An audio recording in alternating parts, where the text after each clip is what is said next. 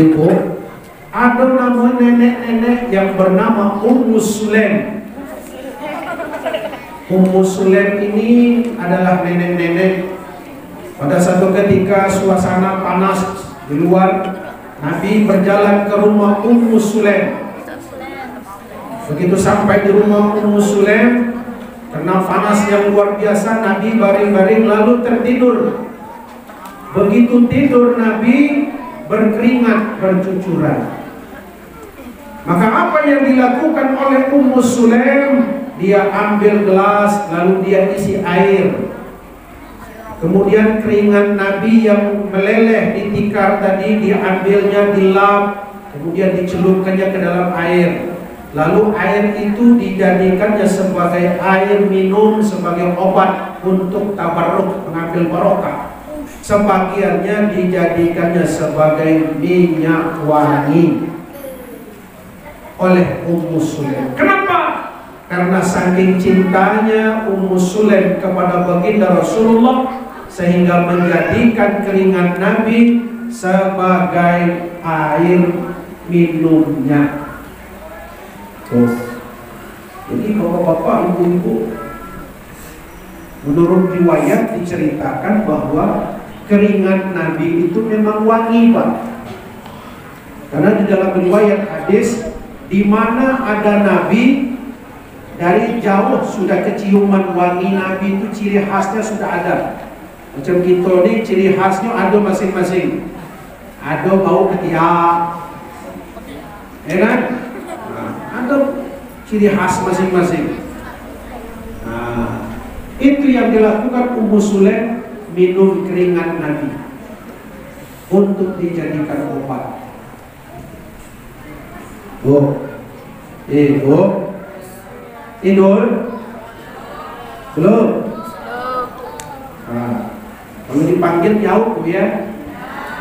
Nah, jadi Bu, kalau itu nak coba-coba besok pas lagi suami kita tidur berkeringat, tampung keringat itu, masukkan dalam gelas, minum, insya Allah mencret.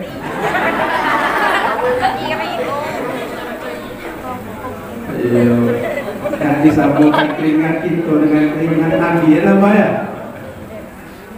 Begitulah Ummu Sulaim. Ummu Sulaim cinta. Maka itu sahabat-sahabat dulu, ada yang menyimpan rambut Nabi, ada yang menyimpan baju Nabi, ada yang menyimpan sendal Nabi. Kenapa? Karena cinta kepada Rasulullah. Bahkan Sauban sahabat Rasulullah sehari tidak bertemu dengan Nabi, demam dia. Pada satu hari Sauban bertemu dengan Nabi. Apa kata Sauban? Ya Rasulullah, badan aku kurang enak ya Rasulullah, karena sudah 2 hari tidak bertemu denganmu ya Rasulullah. Lalu menangis Sauban, menangis. Ditanya oleh baginda Rasulullah, ya Sauban, kenapa engkau menangis? Apa yang membuatmu menangis ya Sauban? Lalu apa jawab Sauban? Ya Rasulullah, aku menangis memikirkan nasib. Sekarang bila aku merindukanmu, aku dapat bertemu denganmu seperti sekarang ini. Tapi bagaimana di akhirat kelak ya Rasulullah? Pada hari kiamat nanti engkau sudah pasti masuk surga, sementara aku belum tentu masuk surga ya Rasul. Kalaupun aku nanti masuk ke dalam surga ya Rasul, tentu surganya akan berbeda dengan kelas surgamu ya Rasul. Engkau pasti kelas VIP, sementara aku belum tentu kelas apa. Maka bagaimana ya Rasulullah? Kira-kira saya bisa tak bertemu dengan engkau seperti sekarang ini ya Rasul? Ibu bapak hadirin yang dirahmati Allah, ada semacam kekhawatiran daripada Sauban, jangan-jangan tidak bisa ketemu lagi dengan Nabi. Tapi apa jawab Rasulullah ketika itu? Al-mar'u ma'an man ahabba. Kata Nabi, seseorang itu bersama dengan orang yang dia cintai. Siapa orang yang mencintai Rasulullah, dia akan bersama dengan Rasulullah di dalam surganya. Wa may yuti'illaha wa rasulahu fa ulaika ma'al ladzina an'ama Allahu 'alaihim minan nabiyyin wasyiddiqin wasuhada'i wassalihin wa hasuna ulaika rafiqa. Barang siapa yang taat kepada Allah, taat kepada Rasulullah, maka dia akan mendapatkan nikmat di dalam surga bersama para orang-orang soleh dan bersama para nabi. Kira-kira kita tidak masuk surga, masuk neraka? Surga. Kok ada kompak jawabnya? Masuk surga, masuk neraka? Surga. Baik, kalau nak masuk surga, saya tanya, siapa malaikat penjaga pintu surga? Malaikat? Yang ceramah ini Ridwan namanya. Awas, hati-hati. Bapak Ibu hadirin yang dirahmati Allah, begitulah jikalau tahu pula macam mana kita nak cinta dengan Nabi kalau kita tidak patuh dan taat kepada Nabi. Maka oleh karena itu, Bapak Ibu, kita mencintai Rasulullah agar kita bersama dengan Rasulullah nanti. Kata Rasul, la yu'minu ahadukum hatta an akuna ahabba ilaihi min waladihi wa waladihi. Tidak sempurna iman seiman seseorang jika jika ia tidak mencintai aku melebihi daripada cinta kepada orang tuanya. Artinya apa? Bahwa kita mesti mencintai Rasulullah Sallallahu Alaihi Wasallam. Apa makna cinta di sini? Bapak-bapak, bukan cinta, bukan arti pacaran, bukan. Cuman contohnya bisa saja jadi. Dulu ibu pacaran dengan bapak, ya. Siang terbayang, malam bermimpi, selalu menyebut-nyebut, senang rasa hati kalau ketemu. Ibu lewat di depan rumah bapak, dan ketika itu ada kain bapak berjemur di luar. Kain berjemur di luar, ibu senangnya nanti cuma nengok kain juga, bukan main senang rasa hati. Baru nengok kainnya, belum nengok isinya, belum. Nengok kain juga baru senang. Begitulah rasa cinta.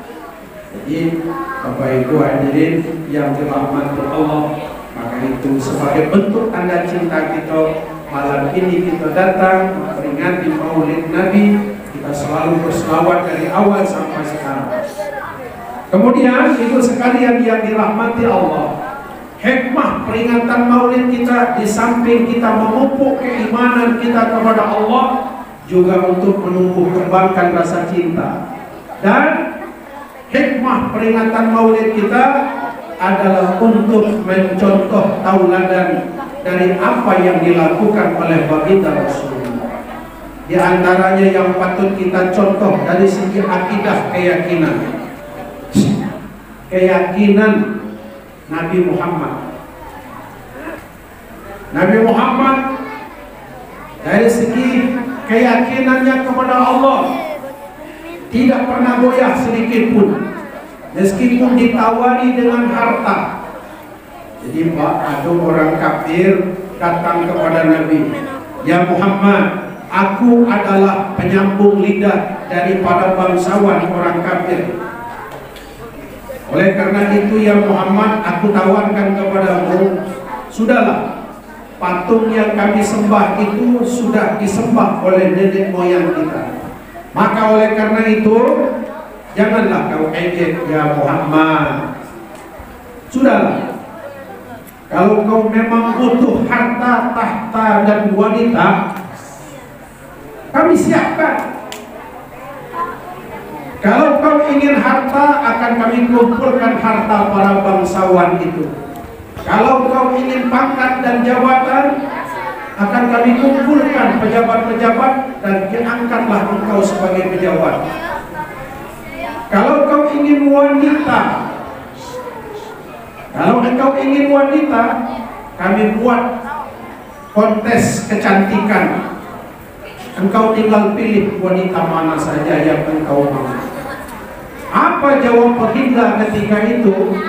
Dijawab oleh Rasulullah Sallallahu Alaihi Wasallam. Apa katanya dengan suara yang lembut? Mohon maaf paman, saya mohon maaf. Bukan itu yang saya cari. Yang saya inginkan bahwa apa yang saya bawa ini adalah agama dari Allah. Huwallazi arsala rasulahu bil huda wa dinil haqq liyuzhirahu 'ala ad-dini kullihi wa kafa billahi syahida. Dialah Allah yang sudah mengutus aku ke bumi ini. Maka apabila orang-orang kaya itu meletakkan matahari di tangan kananku dan meletakkan bulan di tangan kiriku, niscaya aku tidak akan bakal melepaskan agama yang sudah aku bawa. Coba. Jadi Nabi Muhammad tidak bisa disokok diapa-apakan. Ya. Tak macam itu zaman ini. Zaman ini bapak-bapak, Pak Haji, anak Pak Haji main judi. Main judi? Astagfirullahaladzim. Anak keterlaluan. Tapi menang Pak Haji, menang, alhamdulillah. Mau saja disokok-sokok. Ya. Mungkin Nabi Muhammad patut kita tauladani dari segi keyakinannya, kuat, teguh, tidak bisa disokok.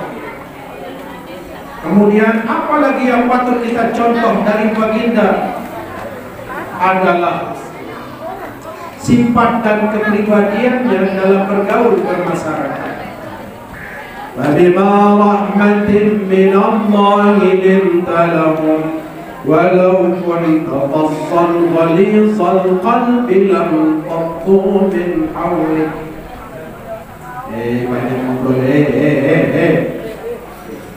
banyak ngobrol.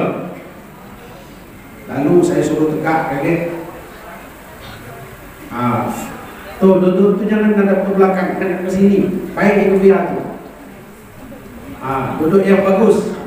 Tuh tengok orang tua gitu lah, nengok-nengoki kamu. Ayah anak aku ini keterlaluan.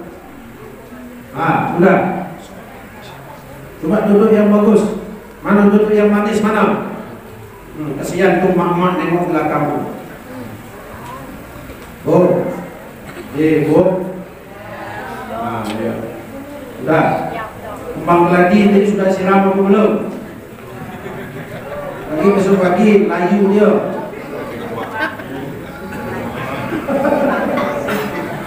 Iya. Ibu-ibu zaman sekarang itu Pak dipesan Pak, kata dia nanti bawa balik 3 jando. Saya pikir jando apa? Semua balik. Rupanya jando bolong, kembang lagi. Jando bolong. Iya. Bapak Ibu hadirin yang patut kita tauladani di samping akidah, ibadah Rasulullah kita perhatikan. Lihat bagaimana Rasulullah sholat. Ribut pula. Nabi sholat, coba tengok Nabi sholat. Allahu Akbar. Bismillahirrahmanirrahim. Tenang Nabi sholat. Kenapa? Karena ayat Al-Quran menyebutkan wa'mur ahlaka bis-sholat wastabir 'alaiha. Ajak keluargamu sholat tapi sabar dalam sholatnya. Bagaimana Nabi ibadah? Nabi sembahyang berjamaah di masjid. Di mana orang azan di situ dia sholat berjamaah di masjid. Ibu juga lihat zaman sekarang ini. Kalau dulu yang namanya ibu-ibu sholat teleponnya warna putih saja. Coba lihat, zaman sekarang telkungnya Masya Allah, ada telkung taman kembang, ada telkung taman buah-buahan, telkung taman kembang.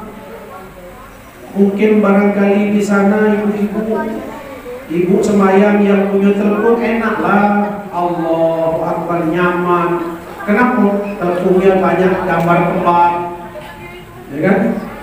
Tapi kesian ibu-ibu, nenek-nenek yang di belakang sambil sholat, sambil melihat telkung ibu yang banyak kembangnya. Allahu Akbar. Bismillahirrahmanirrahim. Cantiknya telkung ibu di depan, Masya Allah. Alhamdulillahirabbil alamin arrahmanirrahim. Masya Allah, ada macam-macam kembang nampaknya. Ada kembang mawar, ada kembang tai ayam. Macam-macam kembang ya. Di mana lah agaknya dia beli telkung ya dah. Angkat mungkin dia. Bismillahirrahmanirrahim. Alhamdulillahirabbil alamin. Ini telkung di mana lah? Aku beli telkung ni. Itu bu. Assalamualaikum ke kanan, assalamualaikum ke kiri. Masya Allah, berapa rakaat tadi sembahyang? Gara-gara nengok telkung di depan. Sama juga telkung yang banyak gambar buah-buahan. Ada buah manggis, ada buah nangko. Pas lagi bulan puasa atau puasa Senin Kamis, yang sembahyang punya telkung enak di depan. Ibu-ibu yang lagi puasa di belakang. Allahu Akbar. Alhamdulillahirabbil alamin. Masya Allah, telkung ibu di depan ini enaknya nampaknya. Ada buah nangko, ada buah manggis.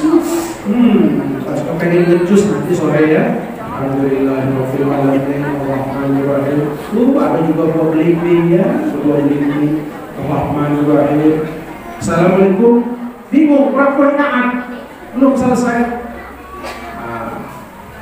Bisa rusak ini. Kira-kira betul atau betul? Sekarang banyak telkung tidak warna putih lagi, macam-macam warna telkung. Jadi macam-macam orang ibadah. Ingat, inna salati wa nusuki wa mahyaya wa mamati lillahi rabbil alamin. Karena kekhusyuan kita insya Allah, solat kita insya Allah baik, manakala ikut aturan dengan baik. Tidak boleh angkuh, tidak boleh sombong. Ibu sekalian, di dalam sholat bisa kita jadi sombong. Jangankan sholat, azan saja tuh ada orang azan sombong karena suara bagus. Oh, azan sombong. Allahu Akbar, Allahu Akbar. Enaknya azannya ya. Rasul di Mekah, Rasul azan. Yang bukan azan dengar pujian seperti itu mulai sombong, naik baunya. Akhirnya apa? Dibelokkan Tuhan. Hayya 'alas shalah, Allahu Akbar. Kenapa? Sombong. Imam juga sombong kalau baca ayat. Mentang-mentang suaranya enak, sombong.